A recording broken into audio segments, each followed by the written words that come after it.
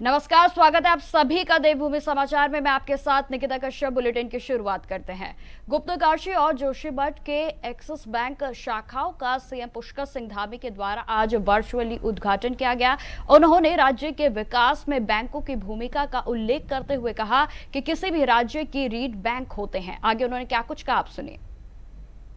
सभी का आज गुप्तकाशी और जोशीमठ में एक्सिस बैंक की शाखाओं के उद्घाटन अवसर पर आप सभी को बधाई देता हूं, शुभकामनाएं देता हूं और आप सब जो यहां पर प्रत्यक्ष रूप से उपस्थित हैं उन सभी का मुख्य सेवक सदन में अपनी ओर से हृदय से आप सबका स्वागत भी करता हूं। मुझे अत्यंत प्रसन्नता है कि आज देवभूमि उत्तराखंड के दो अत्यंत महत्वपूर्ण नगर गुप्तकाशी और जोशीमठ में एक्सिस बैंक की नई शाखाओं का वर्चुअल माध्यम से आज शुभारंभ करने का अवसर प्राप्त हुआ है। मैं इस सराहनीय पहल के लिए एक्सिस बैंक के प्रबंधन को विशेष रूप से साधुवाद देता हूं कि आपने राज्य के दूरस्थ, पर्वतीय और धार्मिक दृष्टि से अत्यंत महत्वपूर्ण क्षेत्रों तक आधुनिक बैंकिंग सुविधाओं को पहुंचाने का संकल्प लिया है, ये सेवाएं देने का संकल्प लिया है। मुझे पूरा विश्वास है कि ये कदम न केवल हमारे वित्तीय समावेशन को बल देगा बल्कि क्षेत्रीय विकास को भी एक गति प्रदान करेगा।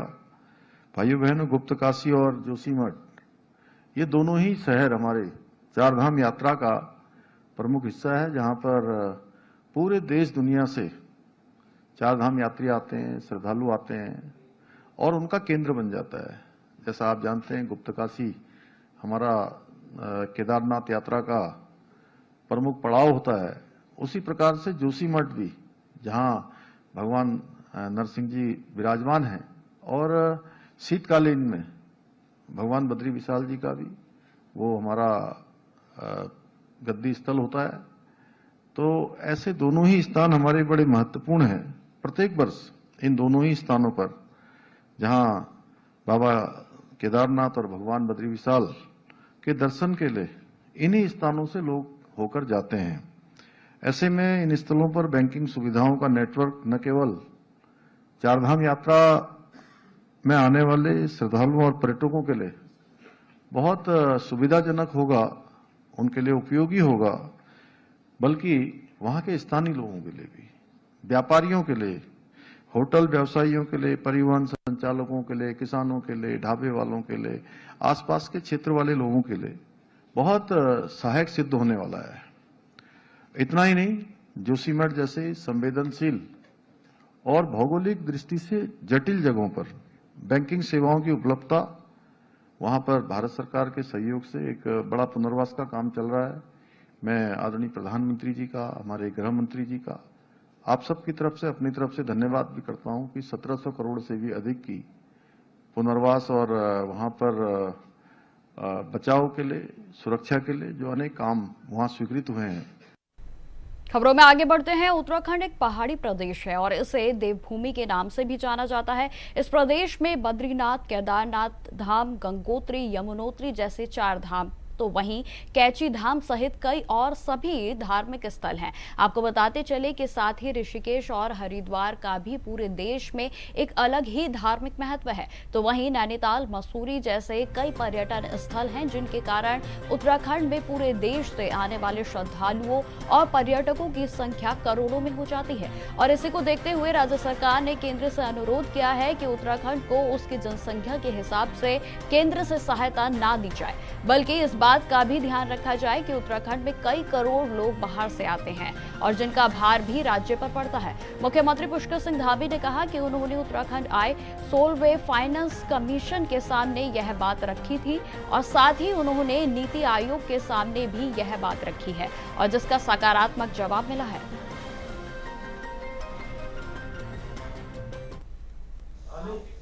हाँ, हमने उनको यही कहा था। अभी हमारे 16वां फाइनेंस कमीशन अभी आया था, उस 16वें फाइनेंस कमीशन में हमने अनुरोध किया है उनसे कि हमें जो है आप हमारा मापक केवल इस आधार पर मत करिए कि हम कितने लोग हैं, हमें कितने लोगों के लिए इस प्रकार की अवस्थापना करने पड़ते हैं, उसके आधार पर हमको दीजिए। नीति आयोग में भी ये बात रहती है और भारत सरकार में भी इस बात को बहुत भली भांति लोगों को अच्छे से ध्यान में आ गई है कि ये हमारी चुनौती है। मोदी सरकार के 11 साल पूरे होने को लेकर राजधानी देहरादून में कार्यक्रम का आयोजन किया जा रहा है। आपको बताते चले कि जिसमें सीएम पुष्कर सिंह धामी भी शामिल होंगे। प्रबुद्ध जनों के सम्मेलन में भाजपा के कई वरिष्ठ पदाधिकारी भी इसमें शामिल होंगे। आपको बताते चले कि शाम को 4 बजे कार्यक्रम का आयोजन होगा और जिसमें भाजपा महानगर के कार्यकर्ताओं के साथ साथ पदाधिकारी इस कार्यक्रम में शामिल होंगे। भाजपा प्रदेश प्रवक्ता कमलेश रमन ने इस पर जानकारी देते हुए कहा कि भाजपा पूरे प्रदेश में अलग अलग स्थानों पर इसी तरह के कार्यक्रमों का आयोजन कर रही है।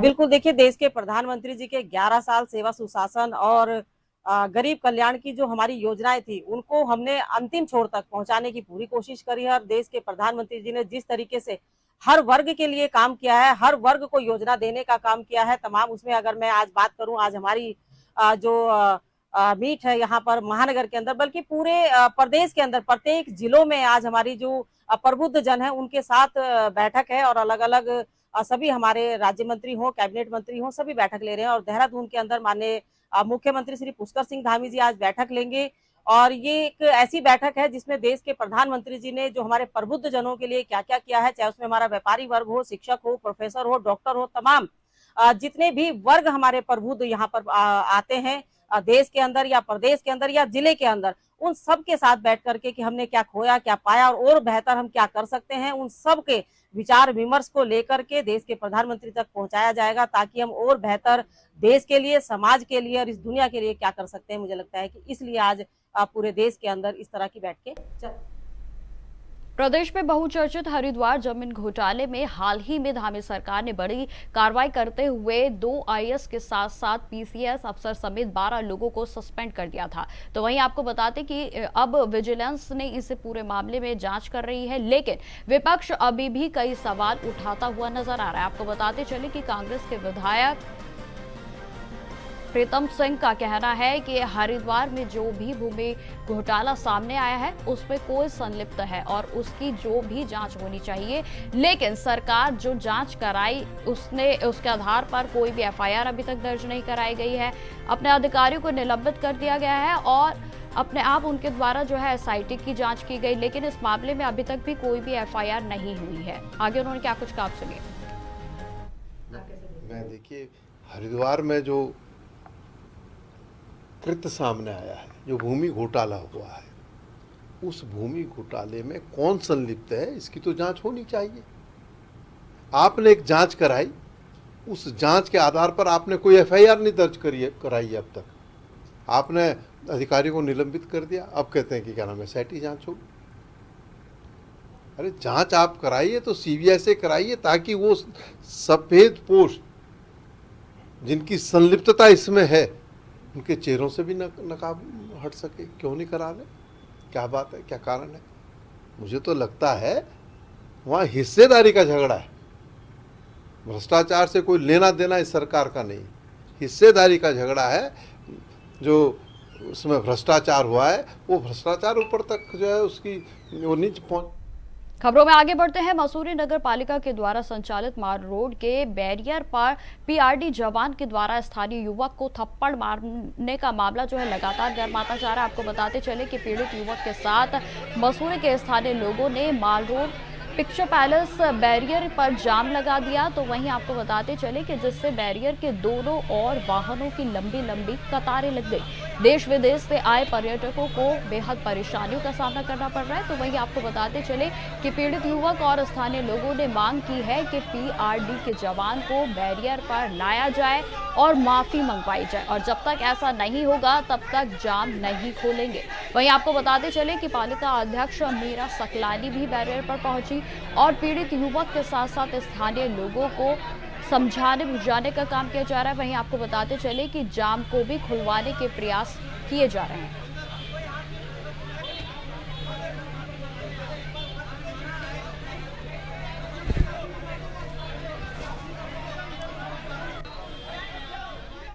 हरिद्वार नगर निगम में आयुक्त रह चुके निलंबित आईएएस वरुण चौधरी के कार्यकाल का स्पेशल ऑडिट होगा। जी आपको बताते चले कि वित्त विभाग के अपर सचिव हिमांशु खुराना ने इसके आदेश जारी कर दिए हैं। इससे हरिद्वार नगर निगम जमीन घोटाले में घिरे वरुण चौधरी की मुश्किलें बढ़ सकती हैं। तो वहीं निलंबित आईएएस वरुण चौधरी नवंबर 2023 से 20 मार्च 2025 तक नगर निगम हरिद्वार के नगर आयुक्त रहे और इसके बाद उनका तबादला शासन में अपर सचिव के पद पर हो गया था। आपको बताते चले कि अब हरिद्वार में उनके नगर निगम आयुक्त रहते कराए गए सभी कार्यों का विशेष ऑडिट कराने का निर्णय भी लिया गया है। मामले में अपर सचिव खुराना ने लेखा परीक्षा के निदेशक को एक टीम बनाकर 1 माह के भीतर रिपोर्ट को देने के लिए भी कहा गया है। तो वहीं आपको बताते चले कि उत्तराखंड में भ्रष्टाचार के खिलाफ बड़ा एक्शन किया गया। हरिद्वार जमीन घोटाले में मुख्यमंत्री पुष्कर सिंह धामी ने कड़ाई दिखाते हुए यह एक्शन किया।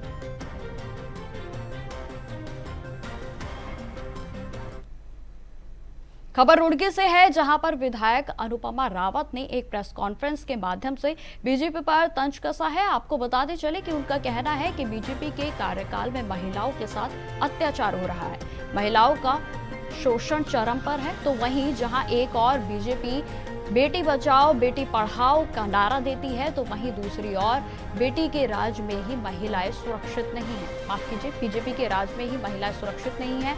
ये बयान उनकी ओर से दिया गया और साथ ही साथ उन्होंने यह भी कहा गया कि इसके साथ ही राज्य मंत्री आदित्य राणा ने भी बीजेपी के दौरे में महिलाओं की सुरक्षा और महंगाई को लेकर तमाम सवाल खड़े किए।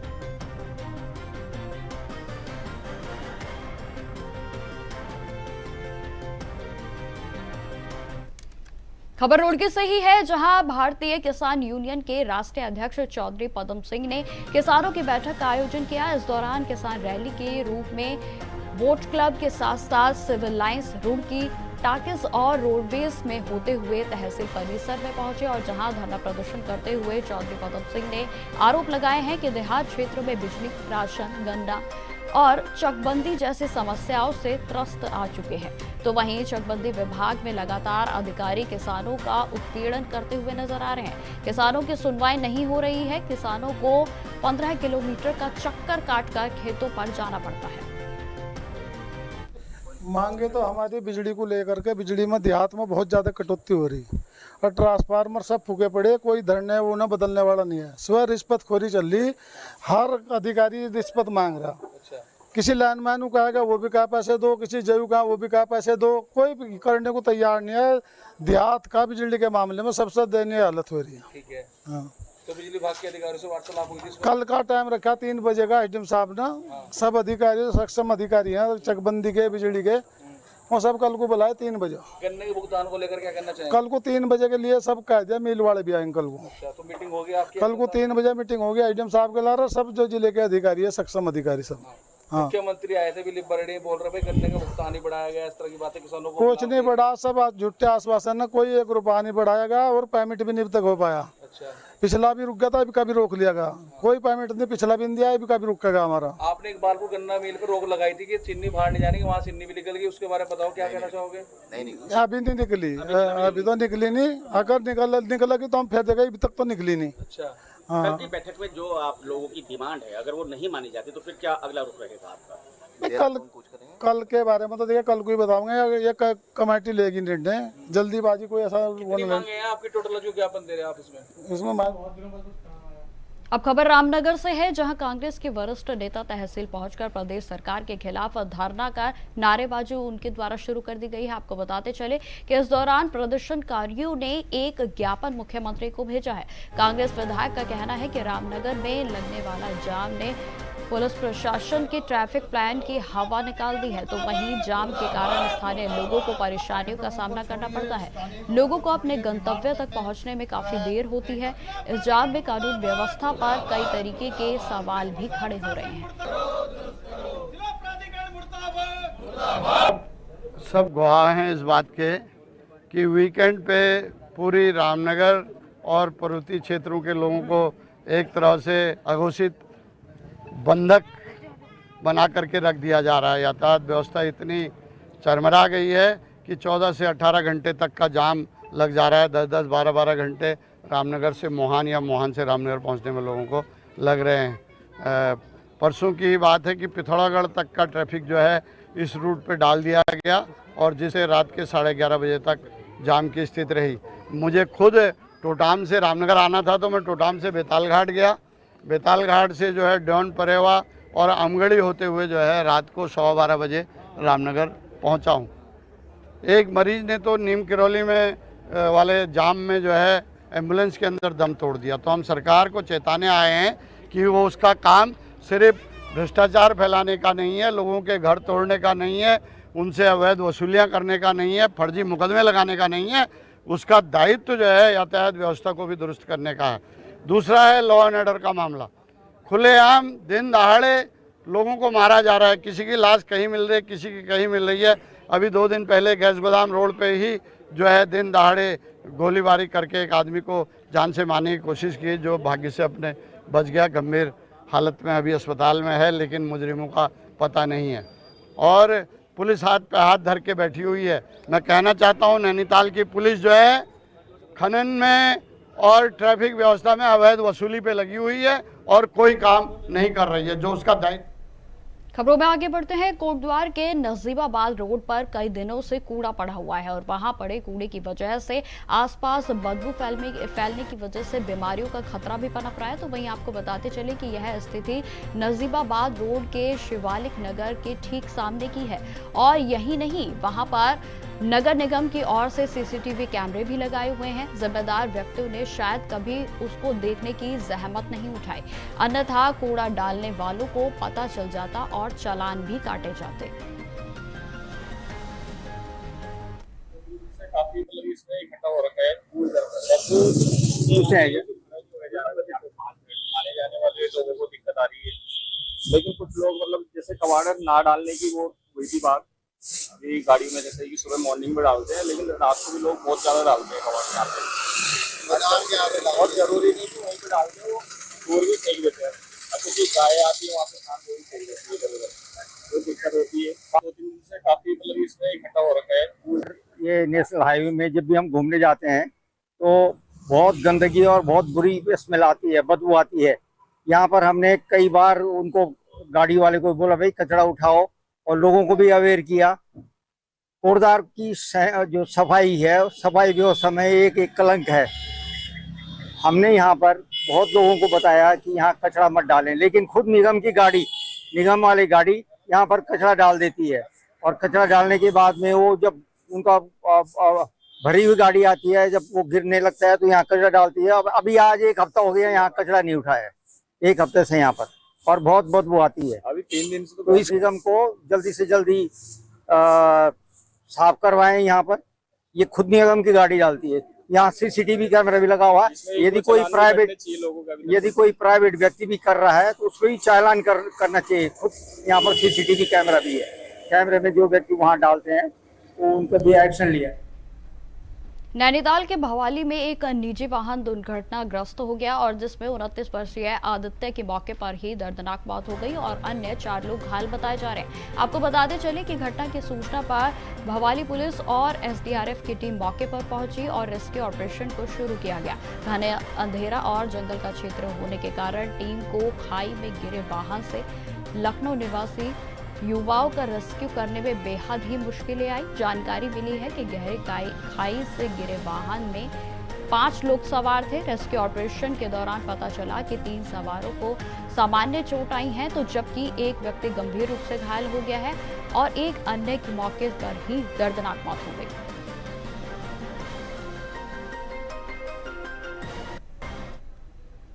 कांग्रेस पार्टी ने इन दोनों आपसी गुटों को देखने के मिल रही है। आपको बताते चले कि इन दिनों लगातार आरोप प्रत्यारोप की राजनीति भी शुरू हो गई है। जब गुटबाजी का यह चेहरा सामने आता है तो पहले भी नेताओं ने आपसी वाद विवाद और बयानबाजी का दौर चलाया है, लेकिन आपको बताते चले कि इस बार उत्तराखंड कांग्रेस में चल रही गुटबाजी के चलते कांग्रेस के आलाकमान ने कांग्रेस के जिम्मेदार नेताओं को दिल्ली बुलाया था और जहां आलाकमान ने कई दिग्गजों को नसीहत करने का काम किया था, तो साथ ही साथ भाजपा के नेता प्रदेश मीडिया प्रभारी मनवीर चौहान का कहना है कि कांग्रेस पार्टी को उत्तराखंड की जनता और उत्तराखंड के विकास से कोई लेना देना नहीं है।